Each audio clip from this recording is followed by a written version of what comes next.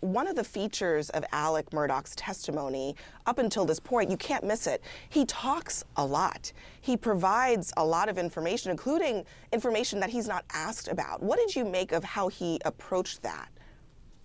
Abby, and thanks for the shout out, Sarah. A lot was happening here with his words. There's something called statement analysis. There are words that have hidden meaning behind them. And if we can start with this one, the strongest denial is always a no. So if I said to you, Abby and Sarah, are you on heroin right now? And you respond, absolutely not. What kind of person do you think I'd be? I knew you were going to ask me these kinds of questions. Truthful people convey, liars try to convince. And we hear that with him constantly. And Sarah, absolutely not. Sarah, can I play a little bit of that just so that our audience can see? Sure. Mr. Murdaugh, did you take this gun or any gun like it and blow your son's brains out on June 7th or any day or any time? No, I did not. Did you shoot a .300 blackout into her head, causing her death? Mr. Griffin, I didn't shoot my wife or my son anytime, ever. Sarah, I interrupted you, but please continue. So well, the biggest thing would have just been saying no, first of all, but he's like, no, I did not, and I've never done this, and he goes on to this, like, I call it smoke screening, saying a whole bunch of stuff. The clip, what I really wanted to pull, if you listen closely, he says things like unequivocally, absolutely not. This is overselling. Again, truthful people convey, liars try to convince. So we have some hot spots here. He also says something later, and I don't know if you pulled the clip or not, but he says, what I can tell you is this, with regard to the wife, did he call the wife to have her come home, or did she come home on her own accord? He says, I can tell you this. Now, Lance Armstrong, to sidebar here on a branch, Lance Armstrong came clean that he took steroids, went on Oprah, said he took steroids, but when he made a statement to the AP press, he said, I told Oprah to go wherever she wants and I'll be open, honest, and candid. That's all I can tell you. When someone says something like, that's all I can tell you, or I can tell you this, I'm going to tell you 100% of the time what it means. It means there's something they're not telling you. So this right here, to me, is a smoking gun that there is more to the story he's not sharing.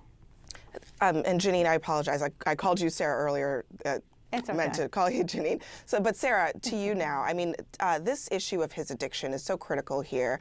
It is the explanation that he is given for his lies. You've said you would only put someone like Alec Murdaugh on the stand if the objective here was to humanize himself.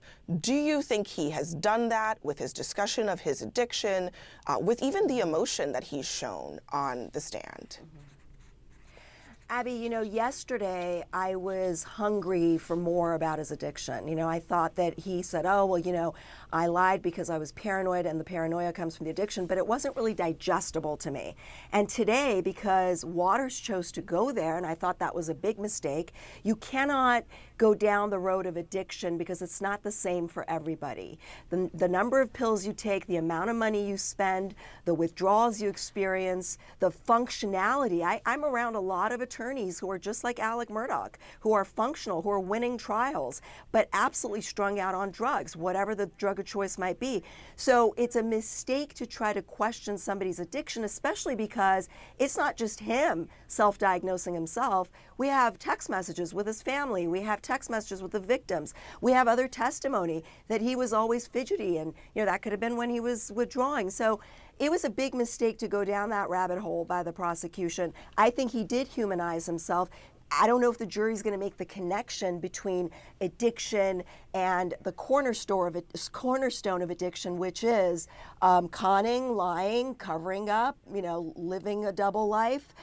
Those are things that are common to someone who's an addict, and they become programmed to do that. That is just a fact. I just know because I've been around it personally and professionally. But you know, I think that it was a mistake to go there because I think he explained himself very well. I think he humanized himself.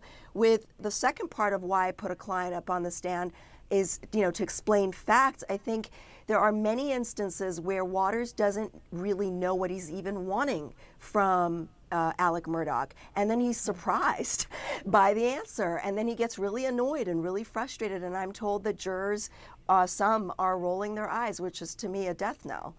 Janine, I want to go back to you before we wrap up here. Look, there's a lot about Alec Murdaugh that makes him really quite a character on the stand, but you do have to put it into the context, as Sarah was saying, that he is an admitted addict. So when you look at things like the licking of the lips and the poking out his tongue, his mouth is dry, what does that signal to you from a body language perspective? And do you think jurors will attribute that perhaps to either lies or his addiction? Well, first of all, the drugs can, in fact, do that, but you're really looking at when do these moments happen? When do these tongue protrusions come out? We see something very interesting when he pushes his tongue inside his mouth. They're called pacifiers. The higher the pacifier, the more stress and anxiety. And this high-level pacifier pushing the tongue inside his cheek, you see it often. They even do this, actors in movies, and it indicates usually this smugness, this contemptness, where it's demonstrating like this is a joke, like I'm being contemptuous. But this is interesting. He's very charming. You know, yesterday in the courtroom, they had a couple jurors crying at the same time. We have mirror neurons. If he cries and we cry, that makes us like him because we experience it. I think the prosecuting attorney is going to have his hands full here with the jury.